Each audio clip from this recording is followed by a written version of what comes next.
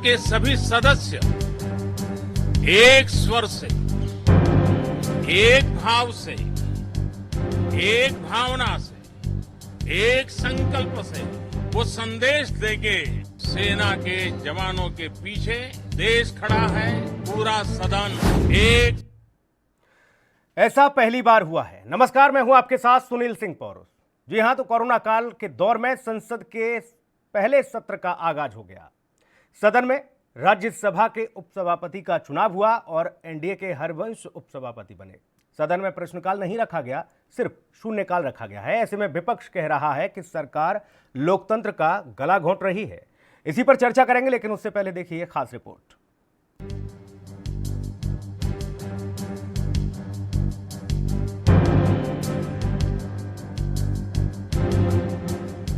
Corona महामारी के बीच 17वीं लोकसभा के मानसून सत्र का सोमवार से आगाज हो गया।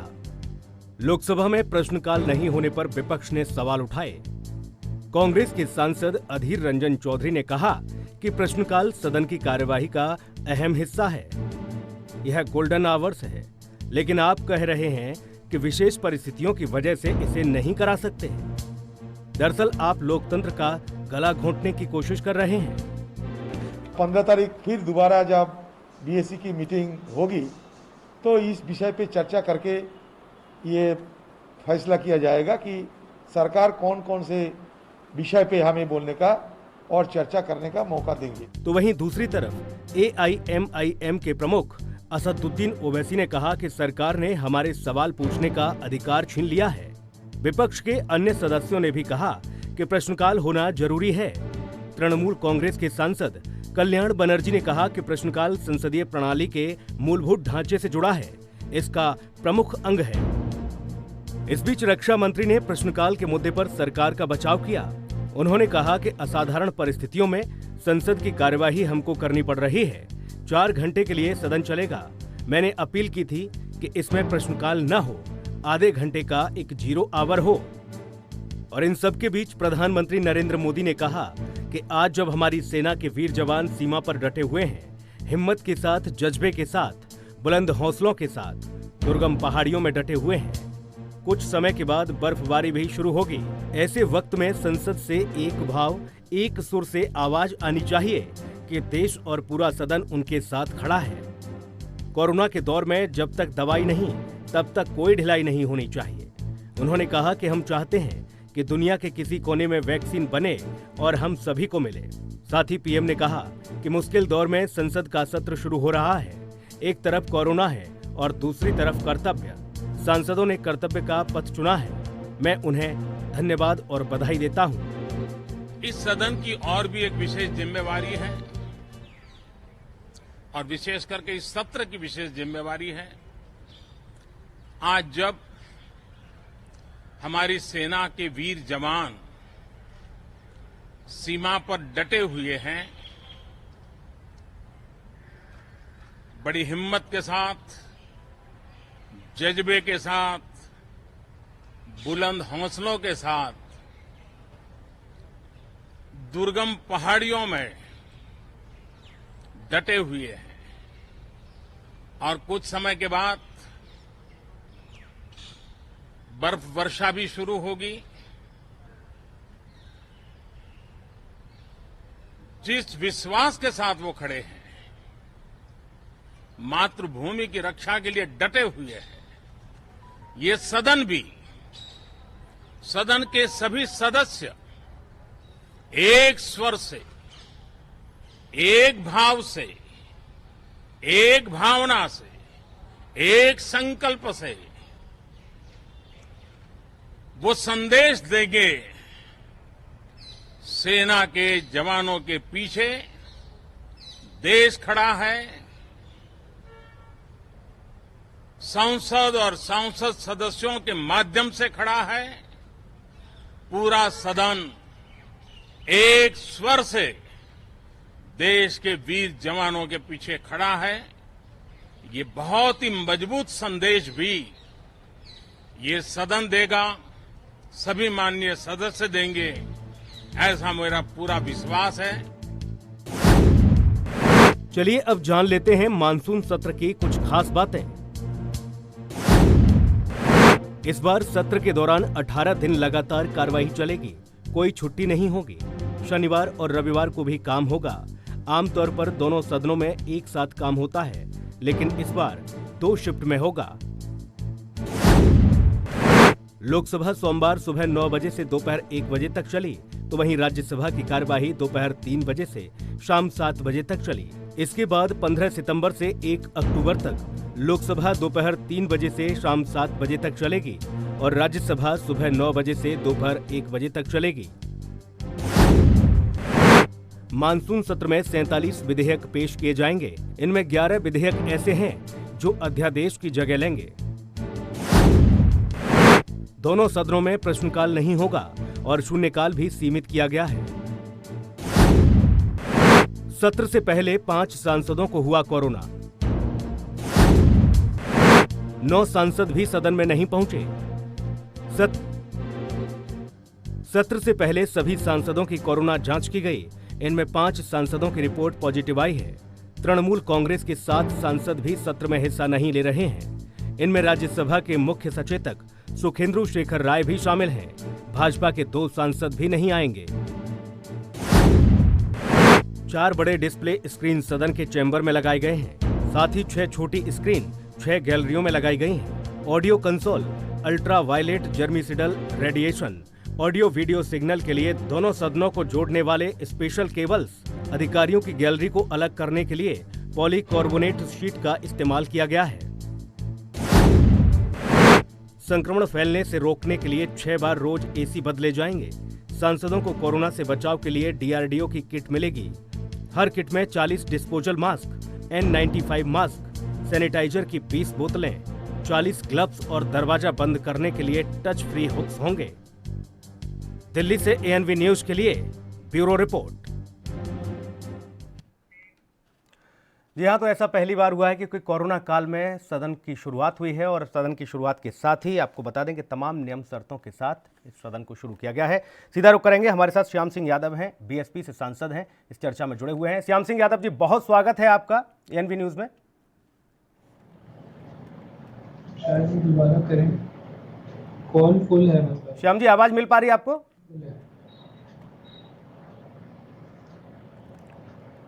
लगता है आवाज अभी तक उनके पास नहीं पहुंच पा रही है। फिर से जुड़ने की कोशिश करेंगे, लेकिन आपको बता दें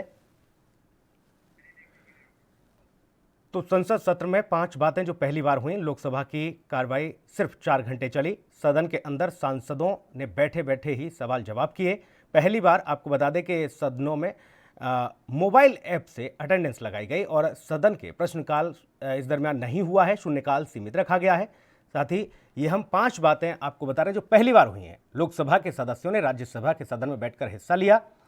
जी हाँ, सदन सत्र की 5 बातें जो पहली बार हुई।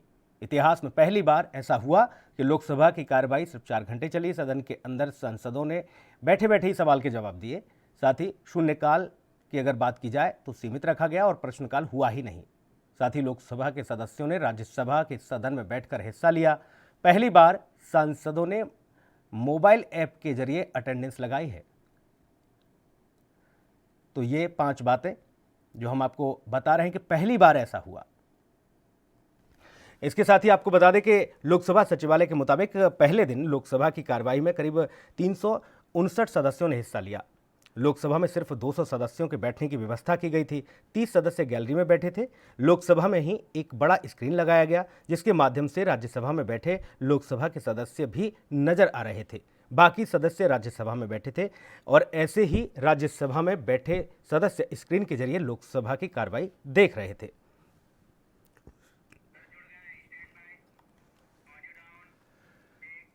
फिर से रुक करेंगे, श्याम सिंह यादव हमारे साथ जुड़े हुए हैं, BSP से सांसद हैं।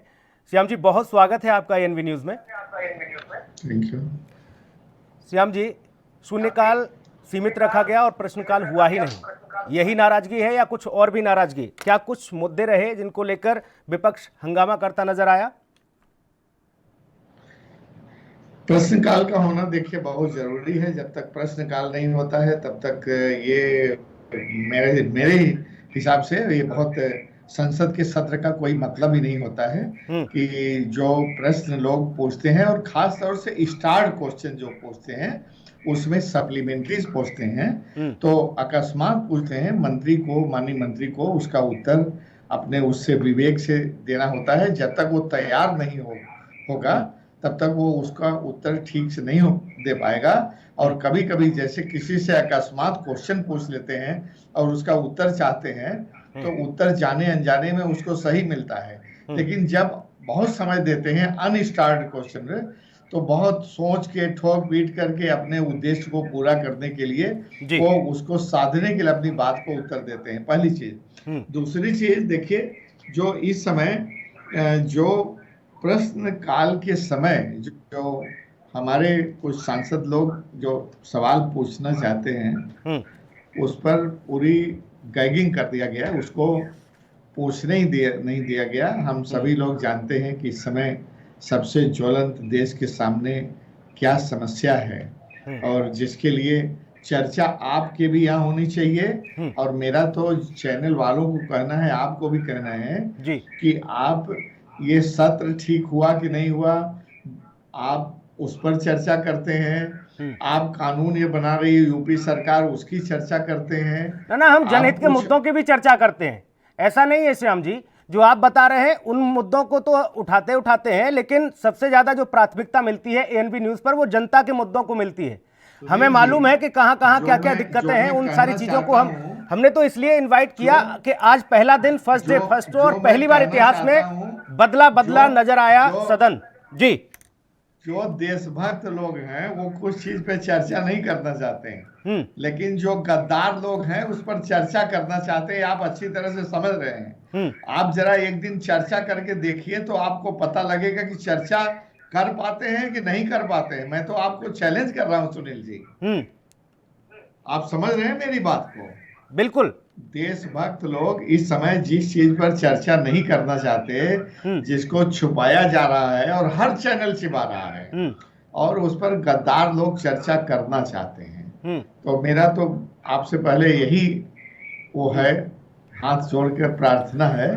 बताइए ना, आज आपको मंच मिला, आज आपको मौका मिला, तो आप बताइए क्या क्या दिक्कतें हैं, क्या क्या परेशानियां और कौन कौन से मुद्दे हैं जिनको लेकर आप तैयारी के साथ गए थे कि सदन में आपको इन मुद्दों को लेकर उठाना है और घेरना है, सरकार को सवाल पूछने हैं मंत्रियों से आपको, लेकिन प्रश्नकाल तो खत्म ही कर दिया गया। तो वो सारी चीजें तो होंगी। तो एएनबी न्यूज आपको दे रहा है प्लेटफॉर्म, आप उठाइए। कम से कम देश की जनता तो आपकी प्रश्नों को सुनेगी, सवालों को सुनेगी। वहां पे चर्चा के लिए उठाने का एक सिस्टम होता है, एक प्रोसीजर होता है, ठीक है। और जो सबसे बड़ा प्रोसीजर है वो शून्यकाल ही है, उसके बाद 377 भी है, ठीक है ना। उसके बाद चर्चा केवल जो अलग बिल पर होती है कि बिल पेश किया जा रहा है, आप उस पर्टिकुलर बिल पर ही बोलेंगे सुनील जी। ऐसा नहीं होता कि हमारे मन में ये है समस्या तो हम आके खड़े होके बोलना शुरू करें, ऐसा नहीं है, एक प्रोसीजर है उसका। लेकिन जब शून्यकाल ही नहीं किया जाएगा, 377 पे भी नहीं बोलने दिया जाएगा, केवल पेपर ले कर दिया जाएगा, अपने पेपर में जो लाए हो उसको लिख करके रख दो, तो इसका कोई खास मतलब नहीं होता है ये सत्र का। और सभी एमपी को, और मैं तो कहता हूँ सत्ताधारी पार्टीज के एमपी भी बड़ा विवश है। सभी हम लोगों से बातचीत में इस बात को स्वीकारते हैं, कबूलते हैं कि नहीं ये ठीक नहीं है, लेकिन उनका एक दायरे में, जिस पार्टी के व्हिप के दायरे में, उसके बंधन में, उसके आदेश में फंसे हुए हैं। मैं आपको कहना चाहता हूं ऐसे सत्र का होना न होना सब बराबर है। आप पूरी तैयारी के साथ गए थे श्याम जी, क्योंकि देखिए कोरोना का काल चल रहा है और ऐसे में तमाम कोविड के नियमों का भी पालन करना होता है। मैं चाहूँगा कि आपकी तरफ से इको बहुत तेज़ हो रहा है ताकि दर्शकों तक ठीक से आवाज़ पहुंच सके, उस चीज़ को भी थोड़ा सा आप समझिएगा श्याम जी। मैं यही कह रहा हूं कि देखिए आप तो तैयारी के साथ गए, लेकिन वहां कुछ स्थितियां जो पहले से नियम आपको भी मालूम थे जो जारी किए गए, उन्हीं के तहत सारी व्यवस्थाएं की गई थी। हर आदमी एहतियात के साथ गया है, मास्क के साथ गया है, 2 लोगों के बीच में और सील्ड, ट्रांसपेरेंट सील्ड लगी है, सब कुछ व्यवस्था की गई है, इसमें कोई दो राय नहीं है। लेकिन अगर प्रश्नकाल को कर दिया जाता है, वजह अलाउ क्या कर दिया मानते हैं जाता, आप श्याम जी, वजह क्या इसमें मानते हैं नहीं, क्यों इसमें आखिर इसमें क्या प्रश्नकाल पहाड़ नहीं टूट रखा गया? जाता? आप खुद सवाल करिए सत्ताधारी से, दल से, कि अगर प्रश्नकाल भी कर दिया जाता स्टार्ट क्वेश्चन, तो उसमें क्या पहाड़ गिर जाता? केवल वो एम्बैरेसिंग सिचुएशन से, जो अपने किए धरे हैं, जो गलत काम उनसे हो रहे हैं, जो संभाल नहीं पा रहे हैं, जो देश की सुरक्षा व्यवस्था को संभाल नहीं पा रहे हैं, जो फेल हो रहे हैं, उस पर विपक्षी जो सवाल दागते जी, उस सवाल दागने से बचने के लिए प्रश्नकाल जो है खत्म कर रहे हैं। जी, सवाल दागने को लेकर यानी कि सरकार जवाब नहीं देना चाहती है। विपक्ष के पास बहुत से सवाल हैं जिनको लेकर विपक्ष सरकार से जवाब चाहता है। यही वजह है कि सरकार जो है जवाब देना नहीं चाहती, इसलिए प्रश्नकाल खत्म कर दिया गया। और जितना ज्यादा से ज्यादा हो सके विपक्ष कम बोल पावे, उनको कम मौका दिया जाए, इस चीज को कर रही है। अच्छा, मूल मुद्दे की अगर मैं बात करूं श्याम सिंह जी आपसे, तो क्या मूल मुद्दे थे आप जो लेकर गए? क्योंकि ये तो चीजें जो आपने बताई, देखिए प्रश्नकाल में तो कुछ भी मन में सवाल आ जाते हैं, लेकिन आप तो पूरे क्षेत्र का प्रतिनिधित्व कर रहे हैं, तो वहां के कुछ तो मुद्दे रहे होंगे जिनको लेकर आपको लगा होगा कि मुझे ये तो पूछना ही पूछना है, प्रश्नकाल अगर होता है तो। देखिए, आपके सामने आज सबसे बड़ा ज्वलंत मुद्दा है, बर्निंग टॉपिक है, देश की सुरक्षा को लेकर के। जी, हमारे जमीन पर दुश्मन देश का कब्जा लेकर के कैसे हुआ, हम लोग क्या करें, और सब लोग पक्ष विपक्ष एक सॉलिडरिटी बना करके, एकता करके प्रस्ताव पास करें। दोस्तों में हमारे जो फौज है, जो ब्रेव फौज है, जो शानदार फौज है, जो बहादुर फौज है, सब लोग उस पर चर्चा करें और पक्ष विपक्ष एक साथ खड़ा करके होकर के हुंकार भरे कि उनका मनोबल, उनका हौसला और बढ़े। ये तो सबसे बड़ा बर्निंग टॉपिक है। उसके अलावा गरीबी है, बेरोजगारी है, और देश को नवरत्न कंपनियों को जो लगातार 1 बाय 1 जो प्रॉफिट में भी कंपनियां बेच रही हैं, मुद्दों की कमी नहीं है सुनील जी। मुद्दे तो बहुत हैं, लेकिन कहने का मौका तो मिले जी। मुद्दों की कोई कमी नहीं है जी। कोरोना को लेकर जो तमाम सारे नियम कानून और जो विपक्ष लगातार सवाल उठाता रहा, विपक्ष ये कहता रहा कि देखिए, जब जिस दौर में भारत में बहुत कम संख्या थी, कुछ ही सैकड़ा लोग थे, जब ग्रसित हुए तब तो पूरे भारत को बंद कर दिया गया, लोगों को कैद कर दिया गया, और जब कोरोना के लाखों की संख्या में मामले बढ़ रहे हैं तब पूरे देश में से लॉकडाउन हटा दिया गया। तो ये जो मामले थे, इसको भी लेकर क्या विपक्ष सवाल पूछना चाह रहा था? जी, इसके भी बारे में मैं एक चीज कहूंगा जी। मात्र एक व्यक्ति के गलत डिसीजन से, मात्र एक व्यक्ति के अकस्मात गलत डिसीजन से, ब्लंडर से देश के कई करोड़ों मजदूरों और जो काम करने वाले थे, उनको इतनी परेशानी हुई, पैरों में छाले पड़े, रास्ते में मरे, एक्सीडेंट हुआ, उनके घर जाने के लिए जो इतना ज्यादा ट्रक वालों ने और मतलब लोगों ने पैसा लूटा और चूसा उनसे कि जितनी उनकी बचत थी सब खत्म हो गई। क्या ये अच्छा नहीं होता कि सबको हफ्ते 10 दिन का टाइम दे दिया जाता कि लॉकडाउन होगा 10 दिन बाद, और सब लोग देश के अपने घरों में जिस कोने पर थे, बस चल रही थी, ट्रेन चल रही थी, ऑटो चल रहा था, हर सवारी चल रहा था, वो अपने घरों में पहुंच जाते, फिर लॉकडाउन होता। इसके लिए कौन जिम्मेदार है? देश का भी पैसा खर्च हुआ। अभी देखिए, उसका जब ये बिल बनाएंगे, जब हर स्टेट बनाएगी, दिखाएगी कि कितने 100 करोड़ रुपए उनको खाने के लिए, उनको पहुंचाने के लिए खर्च किया, तो उसकी तो जरूरत ही नहीं थी ना जी। वो तो अपने आप पहुंच जाते बेचारे, अगर सही डिसीजन लिया होता है। मेरे समझ से ये एकमात्र ऐसा ब्लंडर डिसीजन था जिसकी वजह से करोड़ों लोगों को बहुत दुख दर्द हुआ, और उस दुख दर्द की भरपाई नहीं की जा सकती।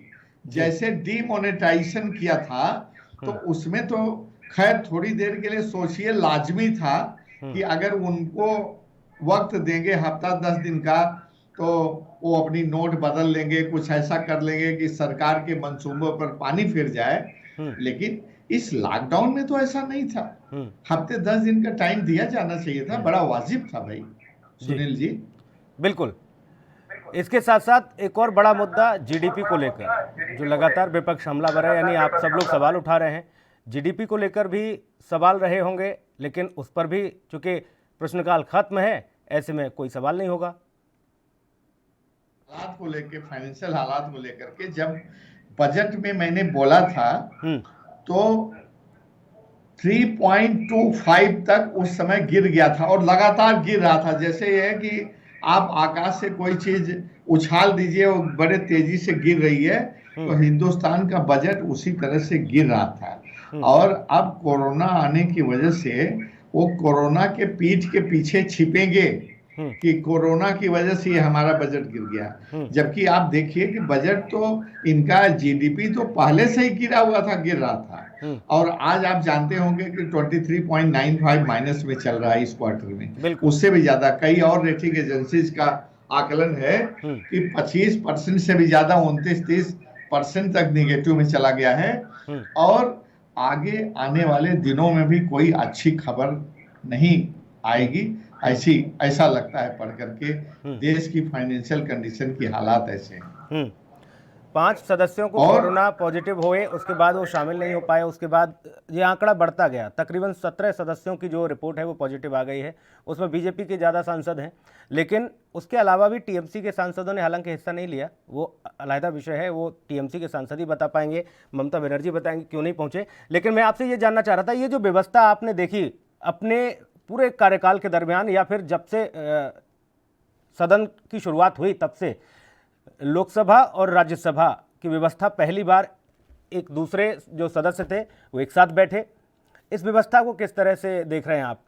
क्योंकि ये बड़ा ही देखिए संसद का ये सत्र बुलाना एक कॉन्स्टिट्यूशनल मजबूरी थी, क्योंकि last day of the previous session and first day of the next session 6 months time should not intervene. आपको 5 महीना 29 दिन पर बुलाना ही है, वो कॉन्स्टिट्यूशनल मजबूरी थी। और इस कोरोना के पीरियड में जैसे हम ये स्प्रेड कर रहा है, फैल रहा है, तो वो जो ये व्यवस्था की गई ये तो ठीक की गई, इसमें तो हम नहीं उंगली उठाते, कोई कहते ठीक है। हमको अलग अलग दूर दूर बैठाया गया और हमको ग्लास शील्ड से 3 तरफ से वो कवर किया गया, ट्रांसपेरेंट ग्लास शीट से, तो अच्छी बात थी। लेकिन जब इतना सरकार खर्च कर ही रही थी, इतना कर ही रही है, तो क्या अगर उसमें क्वेश्चन आवर कर देते तो क्या पहाड़ गिर जाता। मैं ये अमित अरोड़ा हमारे साथ जुड़े हुए हैं। श्याम जी, अरोड़ा जी, स्वागत है आपका एनवी न्यूज में। हाँ जी, हाँ। भारतीय जनता पार्टी का पक्ष रखेंगे आप, लेकिन ये बताइए, जो श्याम जी लगातार सवाल उठा रहे हैं, श्याम सिंह यादव बीएसपी से सांसद हैं, वो कह रहे हैं कि प्रश्नकाल ही खत्म कर दिया, आप सुनना ही नहीं चाहते हैं। क्या दिक्कत हो जाती प्रश्नकाल अगर रखा जाता तो? देखिए, ऐसा है कि मैं पंजाब से संबंधित हूँ जी। नहीं, आखिर मंशा क्या है? देखिए, सवाल तो जाहिर सी बात है, पार्टी का प्रतिनिधित्व कर रहे हैं तो सवाल तो पूछना लाजमी है, जवाब तो देना पड़ेगा। नहीं, जवाब मैं दे रहा हूँ, लेकिन पंजाब में कोविड की वजह से पंजाब सरकार ने 1 दिन का सत्र रखा और हम फिर भी 1 तारीख तक, 1 सितंबर तक जो है वो लोकसभा का सत्र चल रहा है। ठीक है, फिर भी आज आपने देखा होगा कि 25 लोग जो हैं, 25 सांसद वो संक्रमित आए हैं, उनका पॉजिटिव रिजल्ट आया है कोविड का। तो ये सब क्राइसिस को देखते हुए ये सारा प्लान जो है, ये सारा शेड्यूल जो है वो केंद्र सरकार द्वारा नहीं, विपक्ष ये कह रहा है, अमित जी, विपक्ष ये कह रहा है कि जब प्रश्नकाल ही नहीं था और शून्यकाल का भी समय बहुत कम, आधे घंटे का मिला है, तो ऐसे में ये तो मजबूरी है आपकी, सत्र बुलाना मजबूरी है, ये जरूरी नहीं है। अगर आप 1 तारीख तक चलाएं या फिर और आगे इसे 31 तारीख तक आगे बढ़ाएं, आगे अगले महीने, उससे कोई फायदा नहीं होने वाला। जब विपक्ष अपने मुद्दों को नहीं उठाएगा, विपक्ष जब आपसे सवाल नहीं करेगा, जवाब नहीं मिलेगा, तब तक क्या फायदा। ये विपक्ष का सीधा सीधा आरोप आप पे। जी, आज बीएसपी के श्याम सिंह यादव जी को ना बधाई देनी चाहिए पूरे देश के लोगों को। जी, आज का दिन सबसे ऐतिहासिक दिन है। आज एक और बिल भी जो है वो संसद में पेश हुआ है, जो सफाई कर्मचारियों को वो मैला हटाने, मैला साफ करने के लिए मुक्त किया गया है। पूरे देश में आज 70 साल से कांग्रेस ने राज किया है। 7 श्याम सिंह यादव जी। हाँ, और कांग्रेस ने आज तक इस अमित अरोड़ा जी कह रहे हैं कि आज तो बधाई देनी चाहिए आपको। आज तो एक नया व्यवस्था सदन में की गई, मैला हटाने वाली जो एक बहुत पुरानी एक विधि थी वो खत्म की गई है। सुनील जी, मैं सुन नहीं पाया उनकी बात, और कौन सी बात कह रहे हैं, जरा फिर से कृपया। वो कह रहे हैं कि जो मैला उठाने, मैला ढोने वाली जो एक व्यवस्था होती थी, उसके लिए अब संसद में एक नई विधेयक तैयार हो रही है। इसलिए ये तो ऐतिहासिक दिन है, उन लोगों की लंबे अरसे से मांग थी। नहीं, ठीक है। देखिए, जहां तक मैला उठाने की सिर पर परंपरा है, जहां तक प्रोग्रेसिव कानून की बात है, जहां तक जनता की भलाई और बेहतरी के लिए, इसी के लिए तो आपको लाया गया है कानून बनाने के लिए। तो इसमें क्या कीजिए, तो जो अगर ठीक करेंगे हम उसका समर्थन करेंगे, जो काम ठीक नहीं करेंगे उस पर हम आपको क्रिटिसाइज करेंगे। लेकिन यहाँ पर तो बहुत ऐसी चीजें हैं जो कि कानून लाए जा रहे हैं, हम उसकी क्रिटिसाइज भी करते हैं कि कारपोरेट को करने के लिए, मल्टीनेशनल कंपनी को फायदा करने के लिए हमारे जिन लेबर लॉज ने कतरा कतरा करके धीरे धीरे जी इतनी मेहनत के बाद, इतने धरना जुलूस प्रदर्शन के बाद, इतने लाठी डंडे खाने के बाद एक एक अपने हक को लिया, उसको आप कोरोना काल में एक ऑर्डिनेंस ला करके 1 मिनटों में उसको खत्म कर दे रहे हैं। तो ये तो जायज नहीं है ना। तो हम लोग जहां पर आम आदमी को, जहां पर मजदूरों को, जहां के गरीबों को अभी तकलीफ होगी। श्याम जी, अभी आपने कहा था कि सदन का कोई मतलब नहीं बनता जब इस तरह की व्यवस्था की जा रही है। 47 विधेयक पेश किए जाएंगे इस दरमियान, 11 ऐसे विधेयक होंगे जो अध्यादेश की जगह लेंगे। तो क्यों महत्वपूर्ण नहीं है देश के लिए? नहीं, वो लेकिन महत्वपूर्ण और होता ना। मेरा ये कहने का मतलब है कि अगर क्वेश्चन आवर कर दिया जाता तो और महत्वपूर्ण हो जाता, सोने में सुहागा हो जाता है। आप कि अभी आप अपने 20% इफिशियंसी पर हैं और वो कर देते तो 50% होता। हम लोगों की बात को भी सुनना चाहिए, हम लोगों की भावनाओं को भी सुनना चाहिए, और क्या क्या बातें हैं उसको देश को भी सुनने देना चाहिए।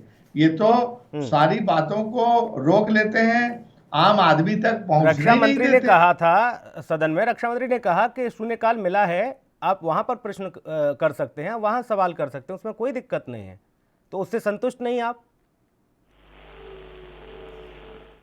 तो कहते हैं कि फिर शून्यकाल होने की भी जरूरत नहीं है, लोग साल भर अपना सवाल जैसे आरटीआई में देते हैं ना। देखिए, सदन बदल गई, व्यवस्था बदल गई, तमाम सारे नियम कानून बदले जा रहे हैं। आप कह रहे हैं कि हम तो लंबे समय से सवाल, अब ये सवाल का हिसाब भी तो बदलना ही है। ये जो सरकार जो व्यवस्था लेकर आई है, मैं तो ये जानना चाहता, क्या नई इस व्यवस्था से श्याम सिंह यादव खुश नहीं?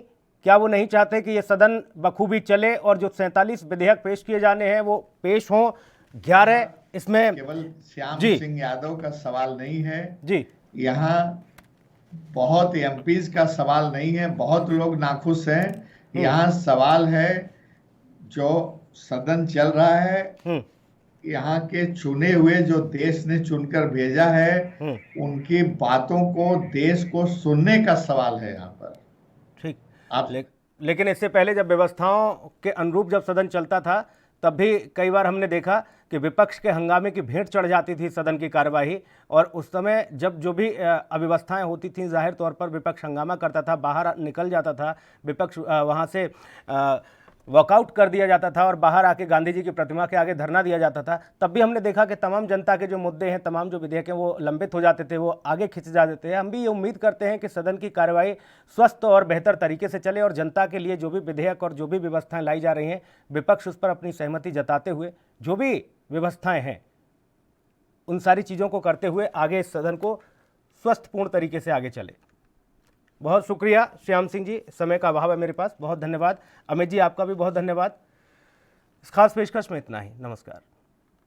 सदस्य एक स्वर से, एक भाव से, एक भावना से, एक संकल्प से वो संदेश देके सेना के जवानों के पीछे देश खड़ा है। पूरा सदन एक स्वर से देश के वीर जवानों के पीछे खड़ा है। नई ऊर्जा, नई ताकत का एहसास X+ गोल्ड किट बना है पुरुषों के लिए खास। Capsule, oil, cream